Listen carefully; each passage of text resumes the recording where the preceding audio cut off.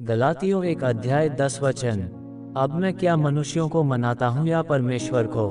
क्या मैं मनुष्यों को प्रसन्न करना चाहता हूँ? यदि मैं अब तक मनुष्यों को ही प्रसन्न करता रहता तो मसीह का दास न होता। आप किसे खुश करने की कोशिश कर रहे हैं? क्या आपने कभी लोगों को खुश करने में संघर्ष किया है? इस बात की परवाह करने में कि कोई इंसान आपके बारे में क्या सोचता है, बजाय इसके कि आपका निर्माता आपके बारे में क्या सोचता है। ईश्वर का सम्मान करने की इच्छा के साथ साथ लोगों से प्यार और सम्मान पाने की इच्छा भी। गलातिया के विश्वासियों को लिखते हुए पौलुस ने उन लोगों के लिए एक संदेश दिया जो ये तय कर रहे थे कि उन्हें यीशु के एकमात्र अनुग्रह पर भरोसा करना चाहिए या यीशु के पूर्ण कार्य में नियम और कानून जोड़ने चाहिए। उसने कहा, क्या मैं अब मनुष्यों की स्वीकृति पाने की कोशिश कर रहा हूँ या ईश्वर की?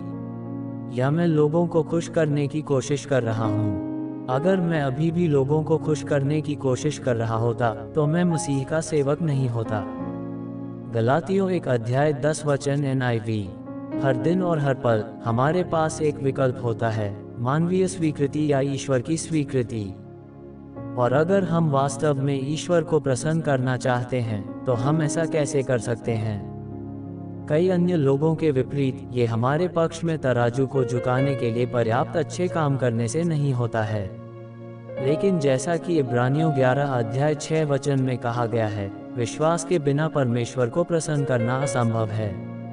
हमारे उद्धार में हमें जो एकमात्र भूमिका निभानी है वह है उस पर विश्वास करना जो बचाता है। विश्वास अनिवार्य रूप से भरोसा है, इसलिए इस बारे में सोचें, आप किस पर भरोसा करते हैं? आप किसे खुश करने की कोशिश कर रहे हैं? आप किससे उम्मीद कर रहे हैं कि वह आपको नोटिस करे और आपको स्वीकार करे और आप पर गर्व करे? यदि आप अपने स्वयं के उद्देश्यों का मूल्यांकन करने में रुचि रखते हैं, जो कभी कभी कठिन हो सकता है, तो आप खुद से ये प्रश्न पूछ सकते हैं, क्या मैं सांस्कृतिक रुझानों, सामाजिक दबाव और दूसरों की राय से अधिक प्रभावित हूँ या परमेश्वर के वचन से? क्या मैं इस बात पर भरोसा कर रहा हूँ कि यीशु के पूर्ण कार्य में मैं कुछ भी नहीं जोड़ सकता, या क्या मैं इस झूठ पर विश्वास कर रहा हूँ कि यीशु के अलावा कुछ और चाहिए? क्या मैं परमेश्वर पर भरोसा करने के लिए प्रतिबद्ध हूँ, भले ही मुझे रद्द कर दिया जाए, ब्लॉक कर दिया जाए, निकाल दिया जाए या यहाँ तक कि मार दिया जाए? यदि लोकप्रियता आपका लक्ष्य है तो यीशु के लिए जीना एक चुनौती हो सकती है। लेकिन यदि आप परमेश्वर पर भरोसा करने के लिए प्रतिबद्ध हैं, तो वह आपको अलग तरीके से जीने के लिए बुलाता है। वह आपको दूसरों के प्रति बिना शर्त दया, धैर्य, अनुग्रह और प्रेम दिखाकर उनकी स्वीकृति प्राप्त करने के लिए आमंत्रित करता है। इस जीवन के अंत में आप एक ही श्रोता के सामने खड़े होंगे।